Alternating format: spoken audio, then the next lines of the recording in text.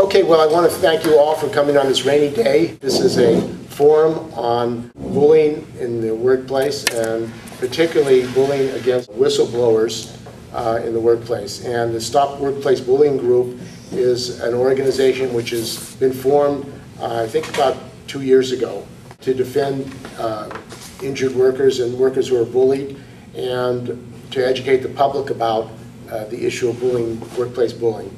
And there is an epidemic in this country of bullying against workers, particularly workers who speak out against corruption, workers who speak out against malfeasance, financial malfeasance, and these workers become targeted. They become the problem, and unfortunately, instead of the agencies dealing with it, the agencies themselves are covering it up.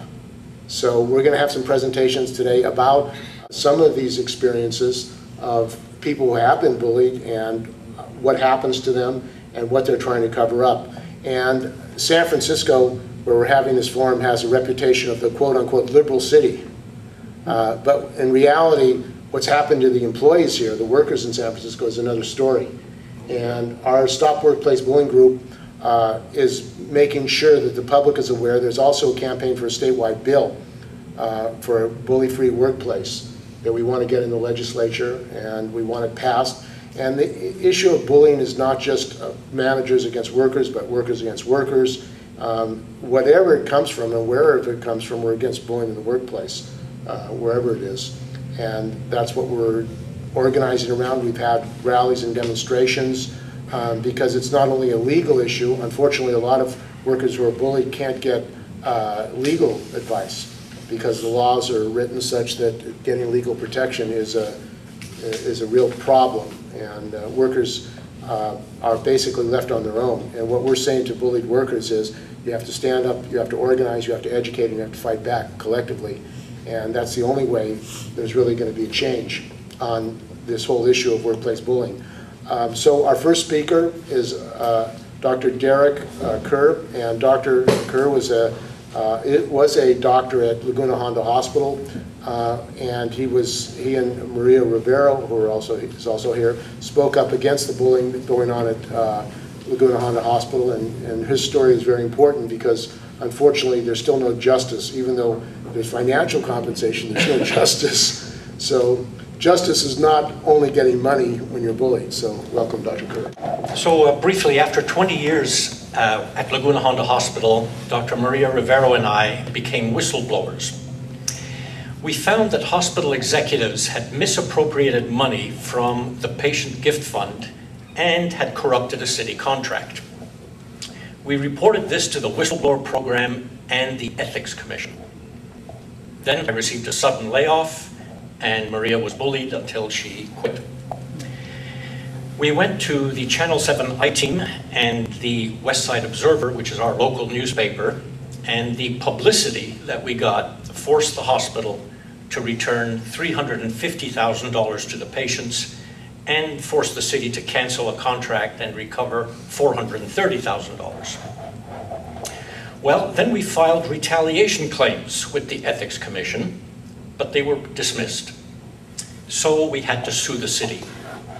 We got vindication and a $750,000 settlement, which included a public apology and a letter of recommendation and even a plaque that they installed in my honor at the hospital. Plus, it cost the city another $450,000 in city attorney fees. So all told, it was a $1.2 million hit for the taxpayers. Now, the broader picture. In recent years, we've learned a lot about government and corporate malfeasance and the lies that are used to cover up what's going on. So our society is marked by information inequality. The folks on top know what we're doing, but we don't know what they're up to. Mostly we hear about federal agencies and multinational corporations, but there's a trickle-down effect that brings their mindset down to local government and businesses. That's because government and corporate managers belong to a club. They share information, they attend the same leadership conferences, and their bad habits spread everywhere.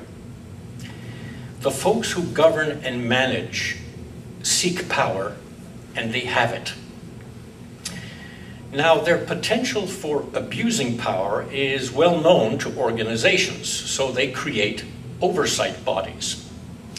But if you look at government commissions and corporate boards, what you see is that their members are all selected to go along.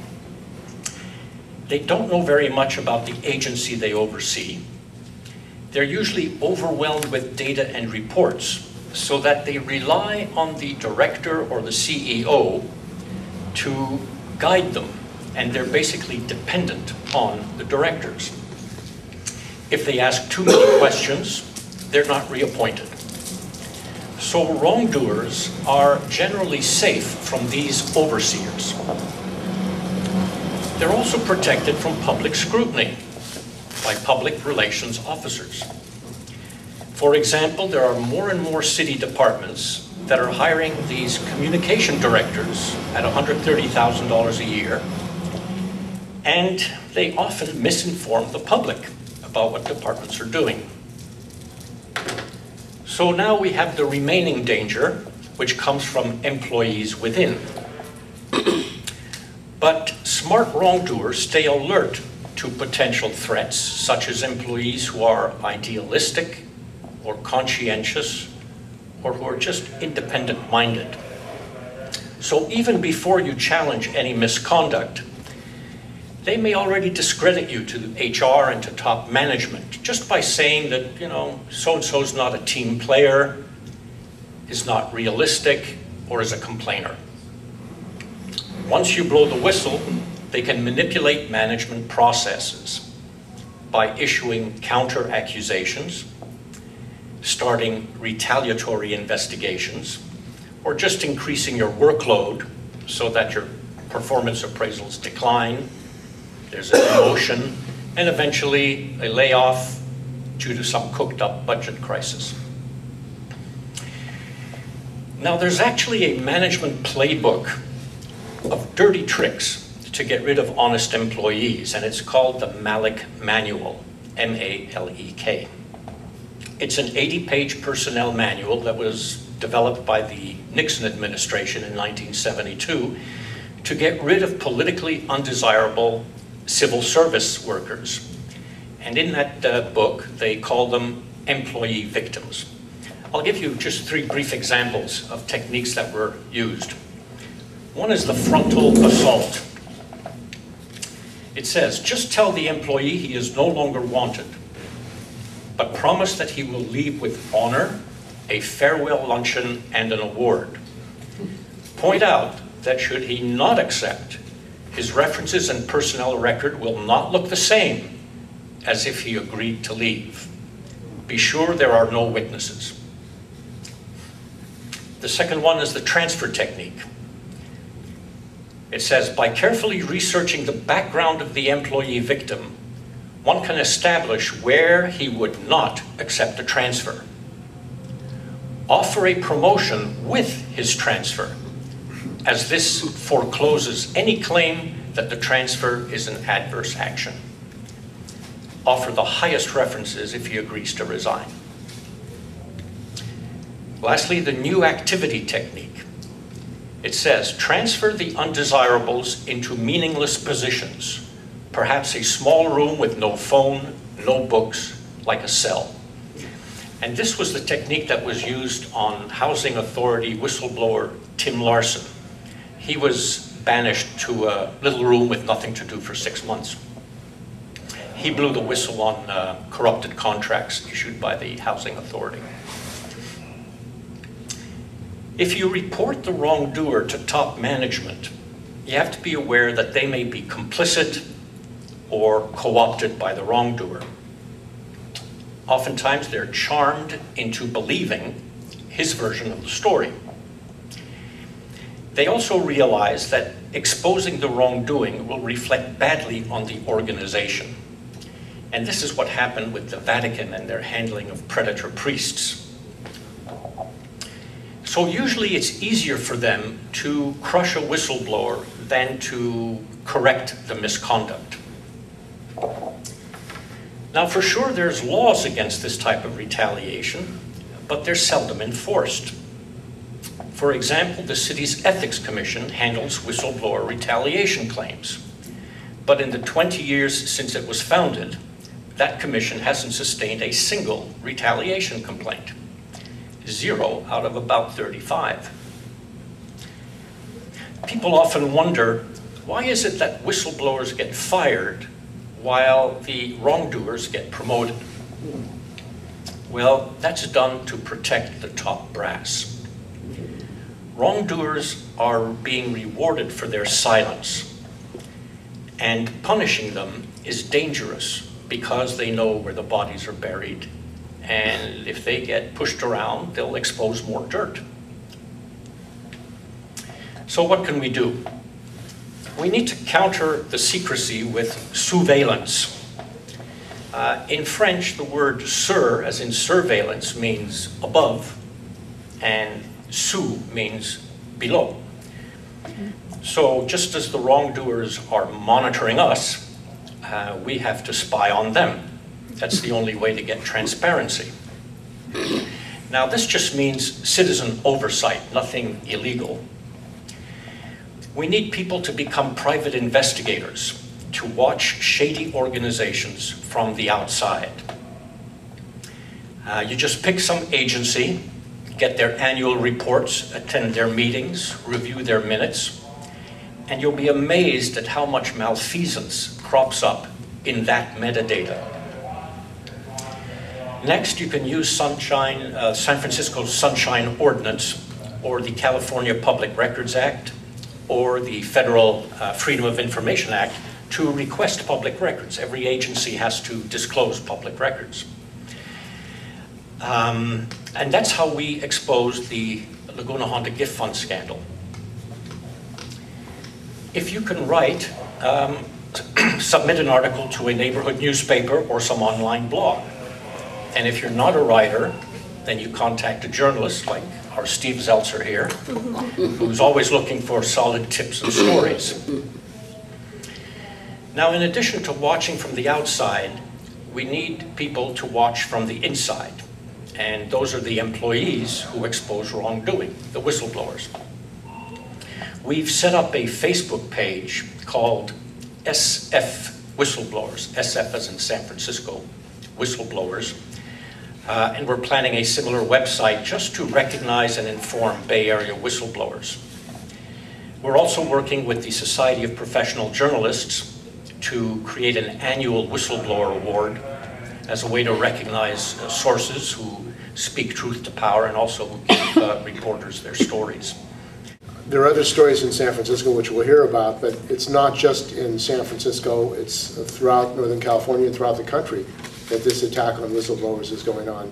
And one of the things we've learned is even if there's media coverage, major media coverage with the news, TV, these whistleblowers still go ahead at business as usual. So we're going to have our rest of our speakers and then take questions and discussions. But one of the cases that has gotten public publicity in the media is in the case of the city of Richmond. And the city of Richmond has a liberal, reputation and is a progressive city. However, what we've discovered is that underneath the publicity about Richmond, the workers are under a terrible, traumatic campaign of bullying and terrorizing them for speaking out about injustice and the financial mismanagement in the city. And we have organized support, and one of the most important whistleblower in the city of Richmond is Stacie Plummer, who works in the library in the city of Richmond and was aware of corruption that was going on, and also was ordered to do something illegally by a manager, the human resources director.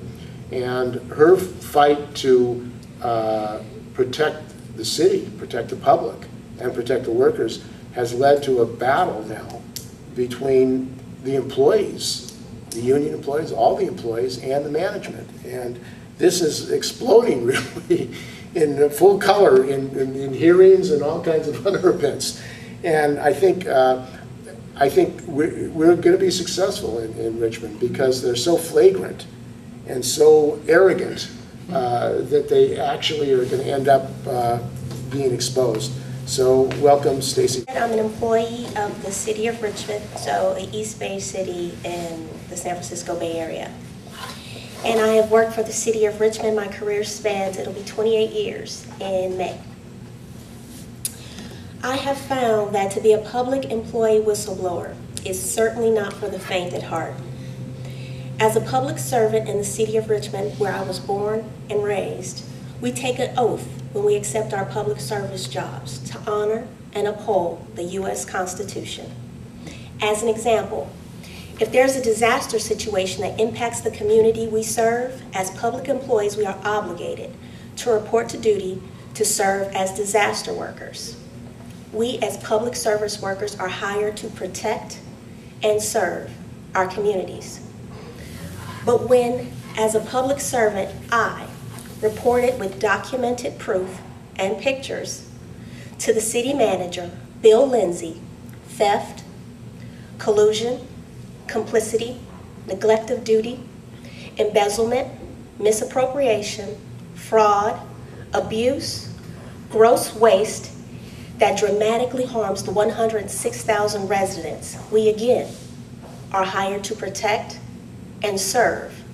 The treatment and abuse I received following my sustained reports has been unconscionable. A full-on attack by the city manager, the human resources director, the city attorney, the risk manager, and the library director has been launched against me. I work in a battle zone daily. Why? Because I upheld the U.S. Constitution and I took seriously my job to protect and serve the community that raised me and hired me. I don't believe it's a coincidence that my attackers have no connection to the people and the community of Richmond, like I do. Saving their high-paying jobs is all that matters to the immoral and the corrupt. As a public employee whistleblower, I have had to learn to resolve the fact that I must do the right thing in spite of how badly I'm treated because of it.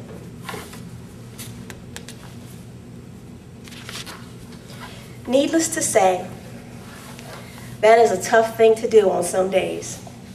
As a professional in the hierarchy of the City of Richmond, with my career, as I said, spanning almost 28 years, my job, among other things, is to have knowledge of the rules, regulations, policies, procedures, and laws pertinent to local governance.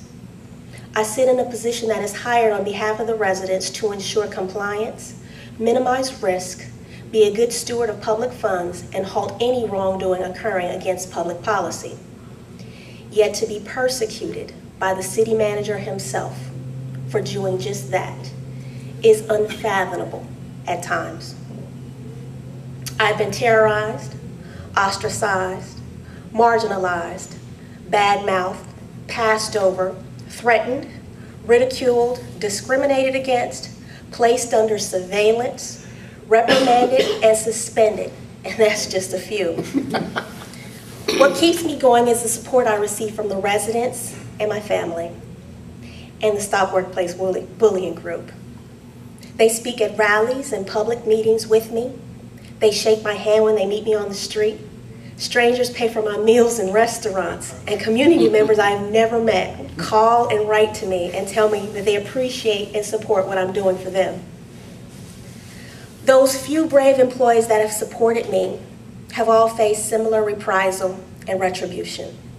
Recently, we had to defend my union steward, who was targeted by the city manager, human resources director, and city attorney as he exercised his right to free speech off work hours, which his attackers twisted into a 2-week suspension after never having one disciplinary action against him in his entire 17 years of service. We got to participate in a public evidentiary hearing where the city manager, under oath, was drilled into admitting his discrimination and retaliation against my union steward. The event was priceless. It was a victory for all employees as my union steward got an opportunity to cross-examine and defeat his accusers on the witness stand. While the audience applauded the approval of a policy against workplace bullying that night, they also got to see behind the scenes of our city manager and got an understanding into how this person could allow his assistant city manager, human resources director, to maliciously cheat and abuse our community by running a business from inside City Hall, bullying, abusing, and coercing workers into breaking the law, and embezzling a car allowance while also using a city car for her personal use. Then allowed to retire with not a blemish on her service record. Lawlessness and disparate treatment were made crystal clear that night. This event indicated to the community watching that something drastic needs to be done to correct the deep-rooted flaws failing the people of Richmond. As for me, all this is a journey. I'm looking forward to clearing my retaliatory and unlawful disciplinary charges and restoring my personnel file to its pristine condition. And I continue my pursuit for justice and the restoration of public trust in Richmond. The best way I can describe all that's going on right now is it feels like an unwieldy roller coaster ride. With its dips and its turns, I don't know where or how this thing is going to end. So I've decided to look at it as a journey. I'm learning a lot through this experience. So for that, at this time, in spite of whatever, I'm choosing to be grateful for the experience. The city of Richmond is forcing me to a trial in a couple of weeks. So I get to partake in yet another wacky adventure in total disregard for the waste of public tax dollars. So I'll see how that goes. So you stay tuned for that story. Thank you. One of the important issues around this issue of workplace bullying is our trade unions, because the unions were formed to fight for workers and to defend workers, and particularly to defend them on the job. And unfortunately, there's been a lax in the unions. Unfortunately, there's been a lax in the unions taking this up, even though it's an important issue. And we had a conference last year on workplace bullying, the first national conference, and we're going to be having another one, I think, this coming July on workplace bullying. And at that, there is a campaign in Massachusetts by an SEIU local to get a statewide anti-workplace bullying law passed. And this shows that there can be changes made in the labor movement when unions can take this up and make this an issue for working people. And we, the Stop Workplace Bullying Group, is not just union people, it's people who don't have a union, management, wherever you are, but we're against bullying. However, the labor movement has a responsibility to take this up in an organized way because they have power and they can affect things politically. And a key component of that in San Francisco is SEIU 1021, which represents the largest local in San Francisco, 17,000 workers of city employees. And Brenda Barros is a leader of the, she's a worker at General Hospital and has been forthright in defending the workers at General Hospital who are bullying. And you think about a hospital and a place for people to go get care and to be taken care of. And that is what a hospital should be. But unfortunately, and it's not just a general hospital, hospitals are also a place where the employees get bullied and get intimidated.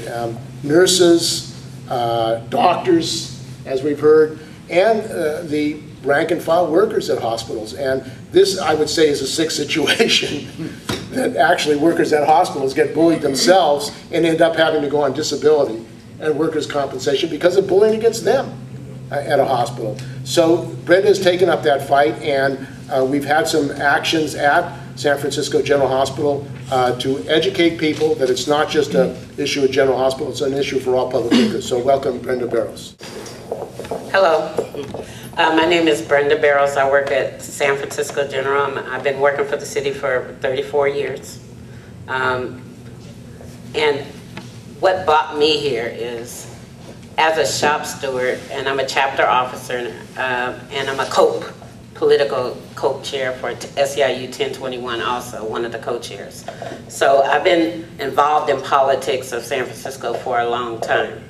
But what I noticed is that most of the grievances when people come to me, most of them are related to interpersonal problems or people being bullied and harassed either by management or a coworker or someone from another department, but it's all related.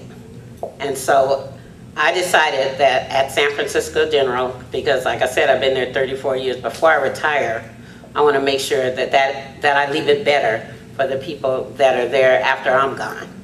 And so I'm in a position, because I'm close to retirement, to where I can take chances that maybe somebody just starting employment wouldn't be able to take. So I have taken it on full-fledged. So we started off by having a rally for Lan Ung, who is an interpreter there, who had been harassed for about 5 years by her supervisor. I had gone with her to management, we have gone to HR, we had tried everything there was to make it stop, and it didn't stop.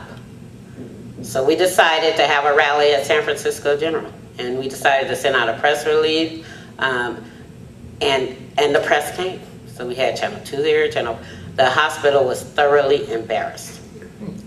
Thoroughly embarrassed. And from that, and as a matter of fact, I got called in a room by management saying, you know, raising their voice, but, well, you know, I said, and I told her, look, I have a right to do whatever I want. I was on my own time. There's nothing you can do about it. Nothing. So don't threaten me, because it's not going to work. And from that point on, she kind of left me alone. But they're still angry about it, right? They're still very angry about it. But out of that, the hospital decided to start this program that's called Service Excellence, which is basically employees.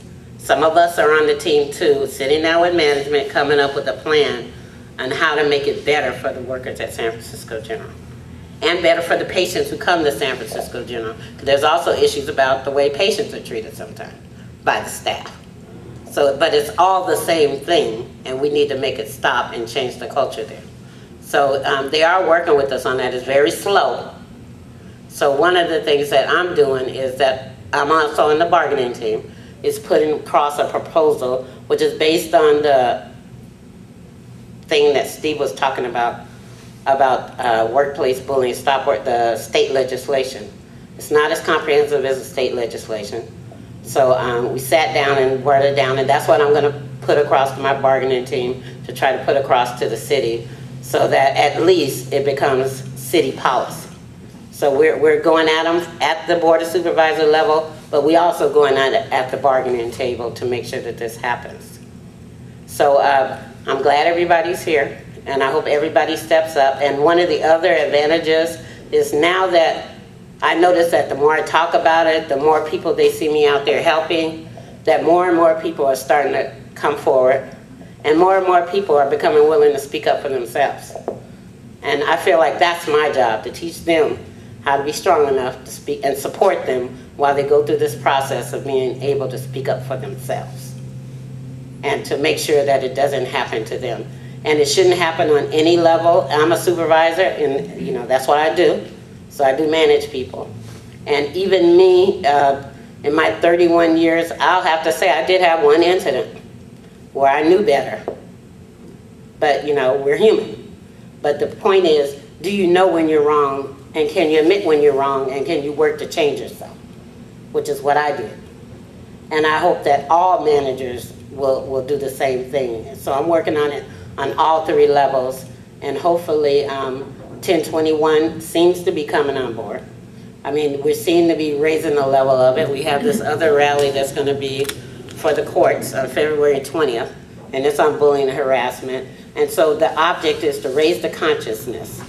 We're talking about it at the Labor Council. We're talking about it at the work sites. We're talking about it when we talk across the table to the city. I know Local 21 is doing the same thing on their bargaining table, because I know people on their bargaining team. So hopefully with all of us doing this together, as long as we don't let up, we should be able to improve things. It will never be perfect, but we should be striving to be perfect. And that's what we need to be doing. And I'm an activist with Senior in Disability Action. I just wanted to bring a compliment to all of you whistleblowers. I really appreciate the courage and perseverance it takes to be able to go through what you've been through. And I am unfortunately privy to information about other people who are going through some extremely outrageous and extreme measures taken by their former employers to discredit them in every way and cause them tremendous stress. The point I wanted to bring up, though, was related to the actual process. I have been a whistleblower in the city of San Francisco and have been before the Sunshine Law Ordinance Task Force. And I will tell you that the body that is now the Sunshine Law Ordinance Task Force has been neutered because they found Scott Wiener, who is a Board of Supervisors, guilty of ethics violation. He was pulling some tricks at a committee meeting where it dealt with Park Merced. And he was presenting things that had not been shown to the public and pushing it through. And there are a lot of affordable housing units that were out there, and he was doing things that were clearly illegal. And a minister at that meeting brought him up before the Sunshine Law Ordinance Task Force, and they, of course, because it was obvious, found him guilty of ethics violation. They sent that ethics violation to the Ethics Committee, where of course it died quickly with no motion. What happened then was Scott Wiener, with his power in the city of San Francisco, ended up removing one of the absolutely essential people required by city charter to be on the Sunshine Law Ordinance Task Force, thereby neutralizing it and making it so that the Sunshine Law Ordinance Task Force could not function, period. Then, after a period of months and months with no functioning Sunshine Law Ordinance Task Force, he then replaced the individuals who had many years of experience and knowledge about Sunshine Law Ordinance laws with individuals hand-selected for their ignorance in this area, and thereby making it impossible for a citizen activist to get any justice, because the citizens now know more about Sunshine Law and Sunshine Law Ordinance than do the people on the Sunshine Law Ordinance Task Force. It was often discussed in the previous accomplished and knowledgeable task force that in fact the Ethics Commission was a completely neutered body that never did anything. That body is continuing with their precedents. There's no reason to replace any of them because they have consistently proven they will do nothing. So that makes anyone like Supervisor Scott Wiener, who has an obvious ethics violation, able to continue with impunity backyard deals and deals that the public are not informed, and there's no consequences. So while this is a really excellent thing to try and use the system to whistleblow on individuals that are doing things in the city of San Francisco, we have now been dealt a really, a 51 card deck. We cannot win with a 51 card deck. The individuals who are capable and knowledgeable about Sunshine Law are not able to affect the kinds of activism necessary to even get it to the point where it's offered to the Ethics Commission. So, I mean, I don't mean to sound depressing, but it might take additional information. Like it might take the Center for Investigative Journalism. I think that, bringing public attention to the problem of malfeasance, corruption, backhanded deals, and the things that naturally go on when people have power are the kind of thing that not only take a tremendous amount of organization and courage with the public, but it also takes organizations like this one and people willing to stand up and do what's necessary. I know several other activists, and they have been dealt things like grabbed and shoved out of city board of supervisors meetings because they say things that the supervisors don't like, and before they're able to speak, they've been, you know, handcuffed and dragged out of board of supervisors meetings. Thank God for public record. Thank God you can, I mean, sometimes you can't even see it because they never even get up to the podium. So, you know, here we are, and I wish all of us great luck, and I hope we all organize and get to the point where when we see and hear things that are wrong, we understand that sometimes we're going to have to move out of this area to report that information because the system has been skewed on the local level, making it impossible for us to get attention and justice. Not to add a little more lack of sunshine, but in fact, Jerry Brown enacted a law that blocked the public's ability to get public records. I remember when that went through, and that was a real blow.